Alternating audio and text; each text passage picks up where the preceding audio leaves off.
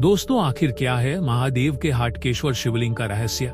इसकी उत्पत्ति कैसे हुई? यह वास्तव में कहाँ विराजमान है?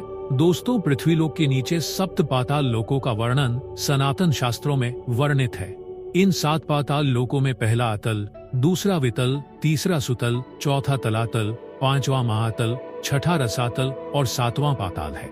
यह सभी पाताल लोक अनन्य ऐश्वर्य, सुख, शोभा तथा वैराग्य से सुशोभित है। श्री ब्रह्मा जी ने अलौकिक वितल पाताल में हाटक नामक अद्भुत स्वर्ण के द्वारा भगवान हाटकेश्वर महादेव के शिवलिंग को रचित अर्चित किया था। यही नागर ब्राह्मणों के इष्ट देव हाटकेश्वर महादेव है। कालांतर में भगवान शिव के आशीर्वाद स्वरूप इनका मंदिर प्राचीन आनर्त देश तथा वर्तमान वडनगर स्थित है। ऐसे श्री हाटकेश्वर प्रभु का स्मरण करते हुए मैं समस्त विश्व के कल्याण की कामना करता हूँ। यह सत्य ही है कि यह मूल शिवलिंग पाताल में स्थित है। सभी पाताल लोक अथाह धन, सुख और अप्रतिम शोभा से परिपूर्ण है। कहा जाए कि यह सब लोक स्वर्ग से भी बढ़कर है तो कोई अतिशयोक्ति न होगी। कहा जाता है कि प्रबल सूर्य और शीतल चंद्रमा भी यहाँ प्रकाश मात्र देते हैं। उनसे कभी ऊष्मा या शीत का कोई अनुभव नहीं होता। हाटकेश्वर महादेव जहाँ पर स्थित है वह पाताल वितल है। इसकी भूमि रजत वर्णी है, चांदी के समान चमकती हुई। यहाँ भगवान शिव शंकर हाटकेश्वर स्वरूप में अपने सभी पार्षदों और माता पार्वती के साथ निवास करते हैं। इसी स्थान के समीप एक हाटकी नाम की नदी सदा बहती है, जिससे हाटक नाम का स्वर्ण निकलता है। जाम्बुन, शातकुंभ, हाटक, वैनव, श्रृंगशुक्तिज, जातरूप, रसविद्ध और आक्रोदगत जैसे स्वर्ण के कई प्रकार होते हैं। कहा जाता है कि अपने तपोबल के तेज से सुतल पातालवासी महादेव के पार्षद और भूतादिगण तथा यक्ष, दैत्य तथा गंधर्व ही इन स्वर्ण को धारण कर सकते हैं। पृथ्वीलोक में दिव्य सिद्धि प्राप्त महात्माओं के अतिरिक्त धारण करना तो दूर, यह किसी को दृश्य भी नहीं हो पाता है। महाभारत में अर्जुन के द्वारा युधिष्ठिर के राजसूय यज्ञ में विभिन्न उत्तरी देशों पर विजय प्राप्त करने के वर्णन में इन किमपुरुषवर्ष तथा हरिवर्ष में प्राप्त जामुन की आभा वाले जाम्बुनद स्वर्ण का प्रकरण तथा कई पुराणों में पाताल लोक के हाटक स्वर्ण का वर्णन आता है। हाटकेश्वर महादेव का वर्णन स्कंद पुराण, शिव पुराण, कोटिद्र संहिता, वामन पुराण एवं लिंग पुराण में भी आता है। ब्रह्मा जी द्वारा स्वर्ण शिवलिंग की स्थापना पश्चात हाटकेश्वर महादेव की स्तुति की गई। वामन पुराण में वामन अवतार तथा दैत्यराज बलि की पाताल लोक की कथाओं के साथ इस दिव्य स्तुति का भी वर्णन है। इसका पाठ यदि कोई मनुष्य करे तो उसे अनायास ही सभी सिद्धियां प्राप्त हो जाती हैं।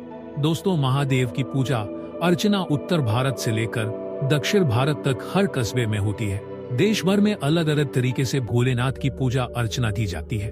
कई मंदिरों में महादेव की आराधना और स्थापना के लिए कई मान्यताएं हैं। अति प्राचीन समय की बात है। आनर्त प्रदेश अर्थात द्वारका के पास में सर्वरूपेण संपन्न वन प्रदेश में ऋषि मुनि अपने गृहस्थ धर्म के साथ अपनी पर्ण कुटियां बनाकर रहते थे और नित्य वैदिक धर्म का पालन कर यज्ञादि की क्रियाओं, वेदों का अभ्यास, वैसे ही वेदोपनिषद के घोष द्वारा तथा प्रभु प्रीत्यर्थ अनेक तरह की तपश्चर्या के प्रयोग, अग्निहोत्र, अग्निशेम आदि याज्ञ की क्रियाएं कर वनवास में फलाहार कर अपना समय व्यतीत करते थे।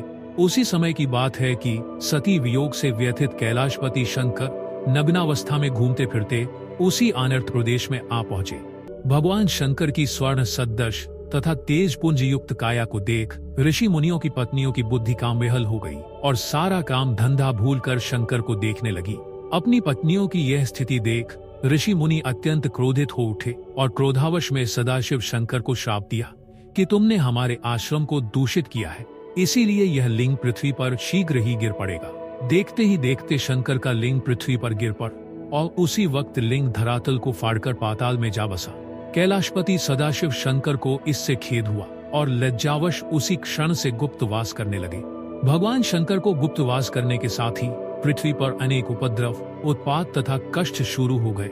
ये सब देख ऋषि मुनि तथा पृथ्वीवासी भयभीत हो उठे।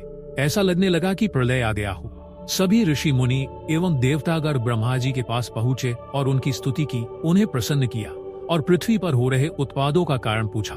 ब्रह्मा जी समाधिस्थ हुए एवं उस उत्पाद का कारण जाना और मुनियों से कहा कि यह प्रलय का लक्षण नहीं है, बल्कि ऋषियों के श्राप से सदाशिव शंकर का लिंग गिर पड़ने से उत्पन्न हुई उनकी अस्थित तथा शोकमग्न दशा के कारण ही यह सब हो रहा है। फिर ब्रह्मा जी ने स्वयं सारे देवताओं मुनियों के साथ श्री विष्णु भगवान की स्तुति की और विष्णु सहित सारे मुनि देवता तथा ब्रह्मा आनर्त प्रदेश में पहुँचे।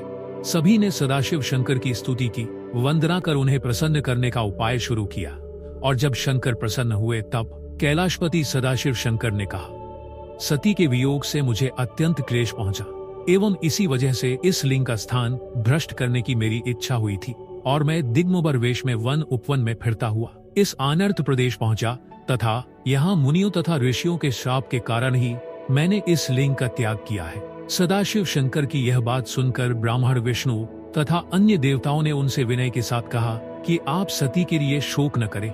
हिमालय में मेनका के यह पार्वती का जन्म होगा और वह पार्वती ही आपकी सती है, जिसे आप ग्रहण कर प्रसन्न होंगे। इसीलिए आप इस लिंग का पूर्ववत धारण कर ले।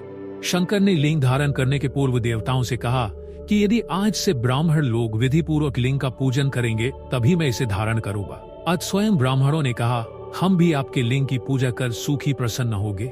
वैसे आपके लिंग की संसार में पूजा होगी और पृथ्वीवासी आपके लिंग की पूजा कर अपना जीवन यापन कर प्रसन्नता को प्राप्त होंगे। तब प्रसन्न होकर शंकर ने पुनः लिंग धारण कर लिया और ब्राह्मणों, विष्णु तथा अन्य देवताओं ने हाटक की यानी सोने का लिंग बनाकर पाताल में उसी स्थान पर उसकी स्थापना कर विधि पूर्वक उसकी पूजा अर्चना कर शंकर को प्रसन्न किया तथा पृथ्वी पर श्री महादेव जी की लिंग पूजा का महात्म्य बढ़ाकर वर्तमान संकट का निवारण किया।